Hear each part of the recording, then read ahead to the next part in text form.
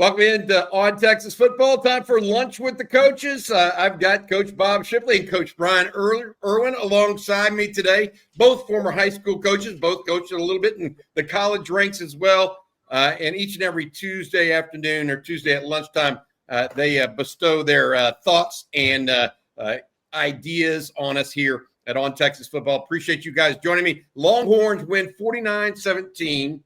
Going to talk a little bit about them. Bob, I'll ask you first. What were your immediate thoughts of that game overall? Well, I just thought it's exactly what Sark wanted.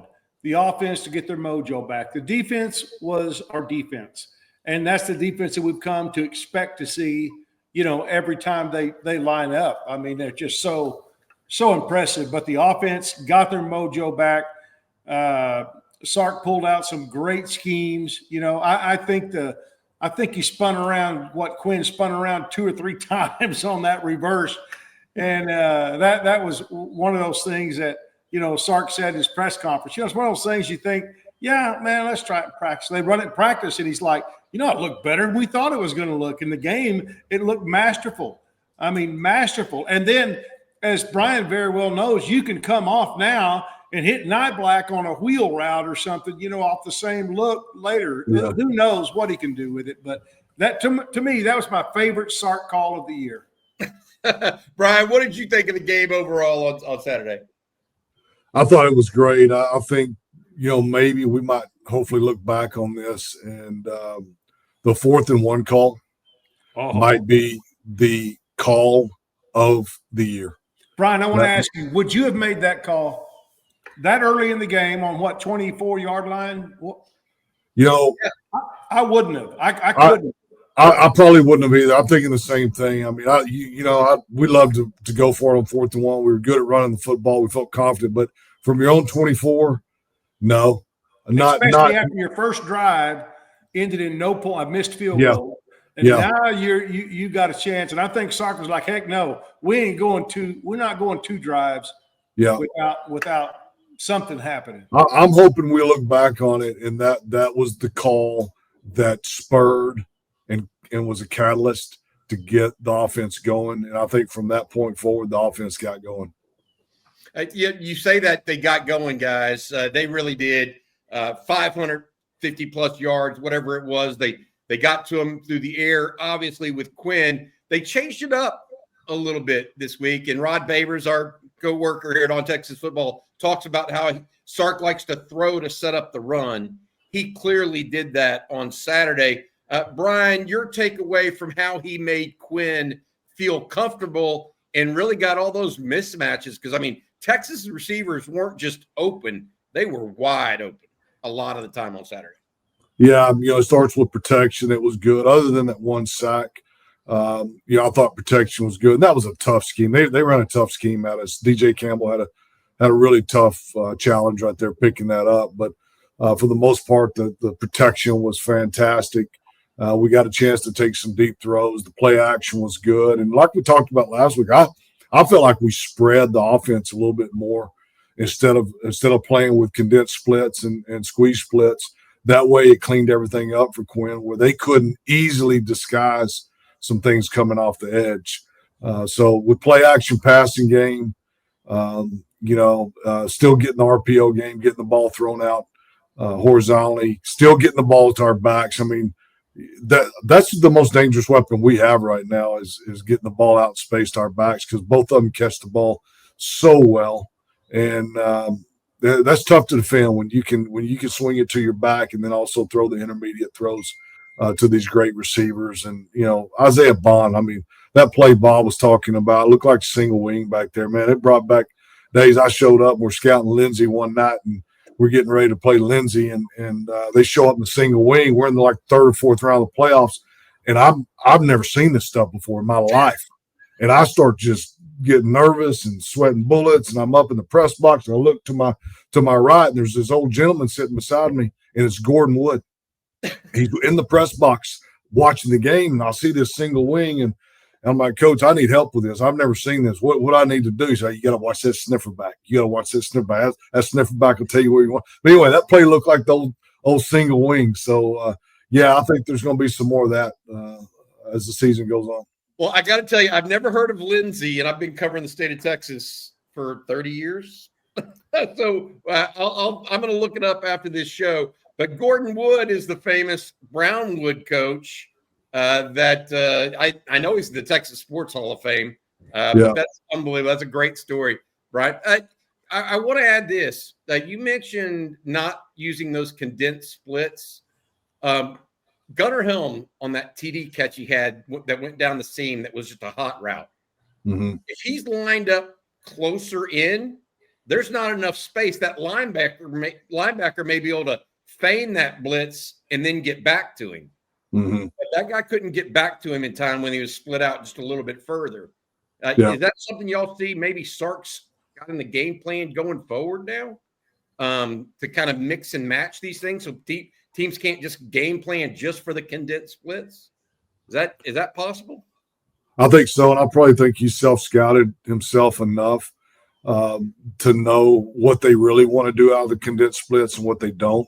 So he can pick and choose when he gets in it, and when he does, he's not too worried about these crazy blitzes and whether it's run game or whether it's screen game or whatever. But he's self-scouted himself in the open week probably to get us right there. Well, Arkansas, Bob, there's no doubt Arkansas probably spent all off week thinking, oh, we're going to go after them with these condensed splits. And then out comes Saturday and Texas doesn't really use it much at all. Bob, what did you think about the offense? You mentioned that play, the Isaiah Bond reverse being a great one. But they were really wide open. Was that Sark's scheme, do you think, or was that Florida being – we've made a big deal about it, and it's true. They were really, really injured. There's no doubt that they were very thin in the secondary. But the thing that Sark does, he puts you in a bind no matter what you're doing. If you're playing man or you're playing zone, he knows how to put you in a bind. And I think Brian's right. I think 2 weeks of self-scouting, he was able to come up with some really great schemes against Florida. And I think we're going to continue to see that as the season goes on because he's still got a lot of stuff in his hip pocket, I think. And so he'll have an answer for teams. There'll be teams that'll throw some stuff at us and may give us some trouble. But I think Sark's the kind of guy that's going to come back and be able to counter that. And I think you're exactly right, Bobby. I think that was an adjustment that he made. Said, okay, now let's see how you handle this, and they couldn't cover it. They couldn't get there in time. But I just think I think Sark was in a rhythm. I think Quinn was in a rhythm. And, if you ask me the key to the Arkansas game, it's going to be the production of Gunnar Helms offensively. He makes us tick. So I think, was it this morning, Coffee and Football, you guys were talking about the number of receivers that have led the team in receiving from game to game?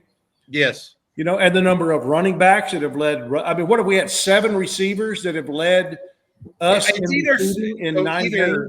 Yeah, so it's either 6 or 7 receivers have led Texas in receiving yardage in a game. Now, that could be a tight end, that could be a receiver, it could be a running back. And then they've had 3 different running backs lead the team in rushing. Yeah, how do you that's a lot of variety that gives your coach an opportunity to spread it around. It could also hurt your rhythm a little bit, right? Because Quinn knows exactly what certain guys are going to do if he's getting in a rhythm with one guy, but overall it's definitely that's what we what about the going back to the 4th and 1 call, what about the decision to go with Jarrett Gibson? That's a true freshman who hadn't played lately. That's a great point. How do you figure that? And that's the kind of confidence he's got in these guys. And Gibson, that cat will hit it now. I know he hit a bad fumble, later in the game, but that cat will hit it. And what a great show of confidence Sark had in him by putting him in the game at that point in time. And that was not a well-blocked play. He had to earn everything he got with a little help from Gunnar Helms. Yeah, no doubt. There's no doubt we had the guys pushing him across the line. Yeah. But I'm with you, Brian. That was a guy that you have not called on or used in a while, especially in a situation like that. And to Bobby's point, or to Brian's point, that's the play you go back in the season and go, that was a huge play. I mean, that was intestinal fortitude that we didn't call it that in Burton County, and you probably didn't call it at Hillsborough like that either. But No. it's big old whoppers hanging down, and Yeah.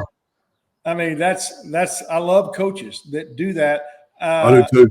Well, let me say I love coaches that do that and are successful. Yeah. I don't Because I think tell you, if Mike we don't, Elko wasn't too successful a couple weeks ago doing that stuff. Now, if we don't get that, that game is not 35 spank at the half. It's 14-7, 17-7. It's just a different ball game. We're probably going to win the game, but it's going to be a different ball game. I got a stat for you guys. Before we go to the defense, I got a stat for you guys. Texas had 7 touchdowns in that game, scored 49 points. Time of possession of those 7 TDs combined were 7 minutes and 9 seconds. Big play offense for Texas. I didn't even count. Do you know, Bobby, how many explosive plays Texas had? I don't off the top of my head. I don't off the top of my head, Coach. But my thought on it is Gunnar Helm had 2, Isaiah Bond had 2, Matthew Golden had 2, DeAndre Moore dropped 2. I mean, Jaden Blue had 1 run, 1 pass. Trey Wisner had a 50-yard reception.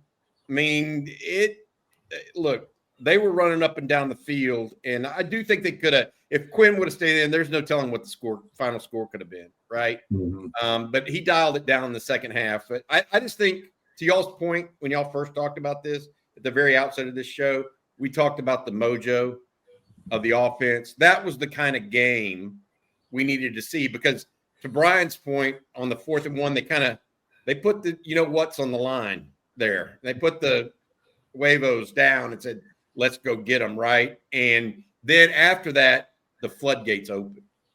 Yep.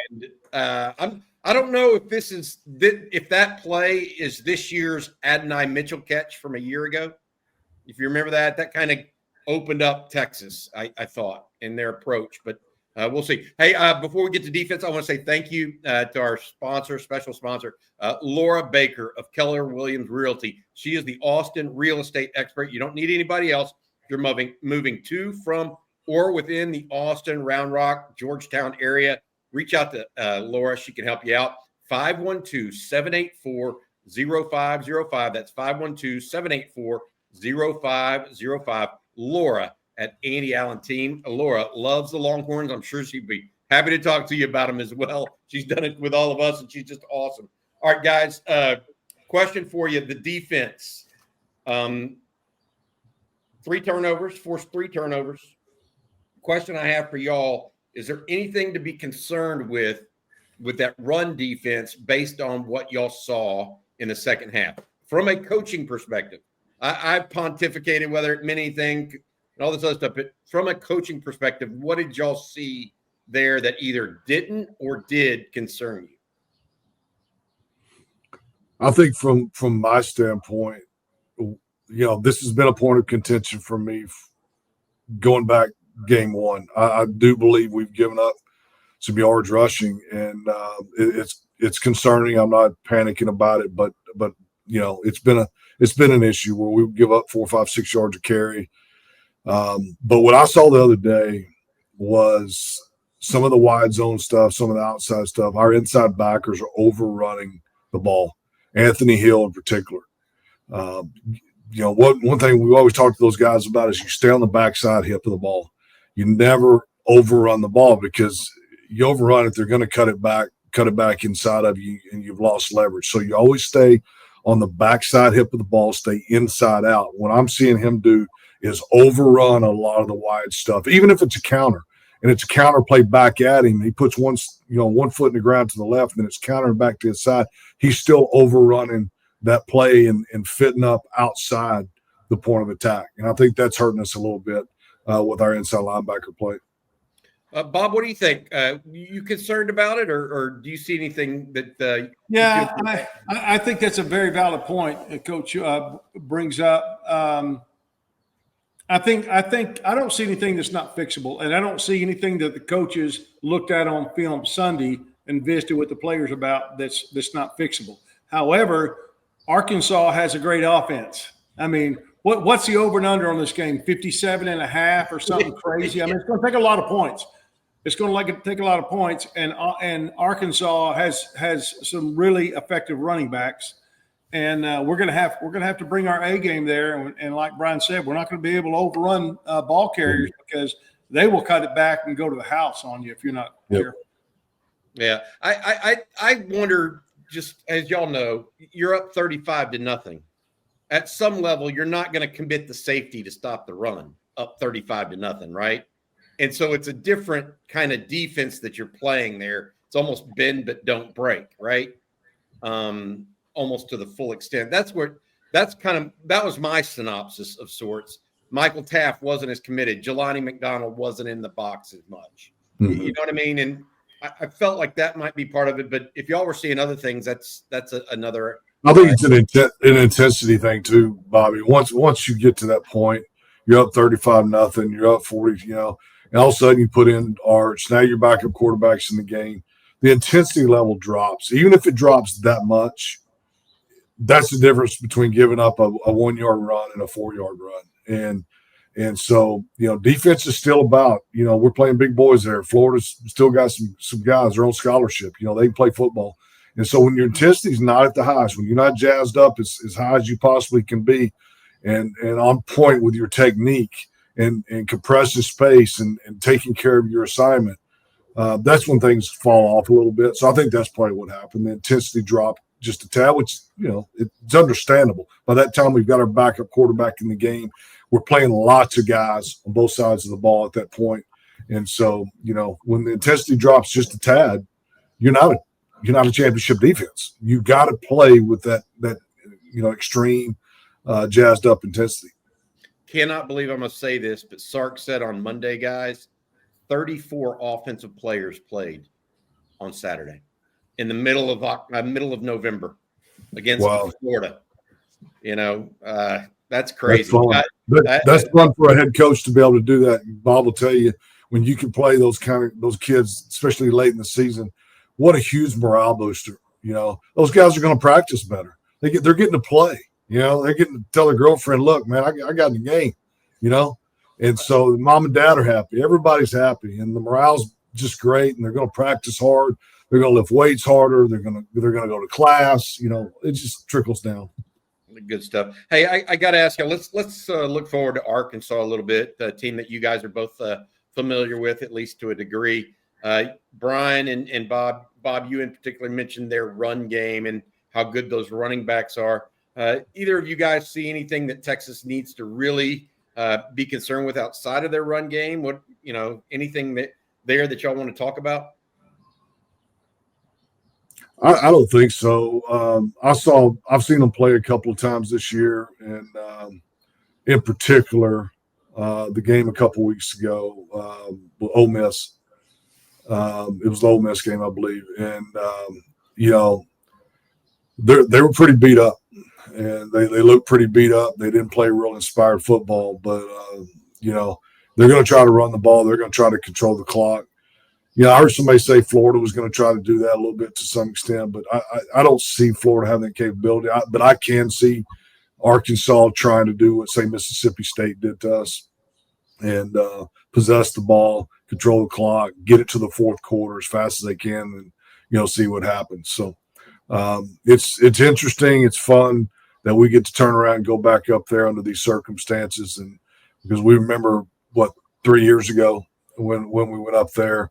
That wasn't a lot of fun. That was a butt whooping. That was an SEC butt whooping. And so I don't think we'll go up there half cocked. I think we'll be ready to go. Bob, what do you see in that game? Yeah, I think the best thing that could have possibly happened to Sark happened 3 years ago. I mean, he got to experience the atmosphere at Arkansas firsthand. And I think we have 11 players on our team that went up there. 9 of them are now starters. They're obviously leaders. They know a little bit about what to expect. But 3 years ago when we went up there, it was 2021, we went up there. And I was thinking to myself, I'm not sure Sark knows what he's getting into going into Fayetteville, But one of the things going into this game for us defensively is I don't think you change a lot. One of the things that Arkansas has obviously struggled with is red zone.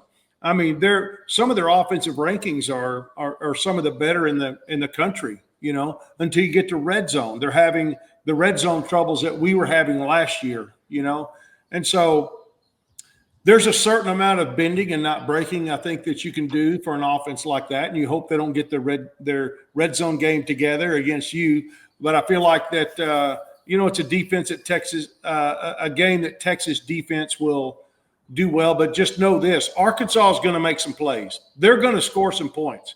They just are. They've done it all season. They're going to continue to score points. However many it is, if we can hold with 3 touchdowns, 21 points, we've done a great job in my mind. I got it. The key to this game is us, obviously, in a hostile environment, just like we will be in College Station, to have success early.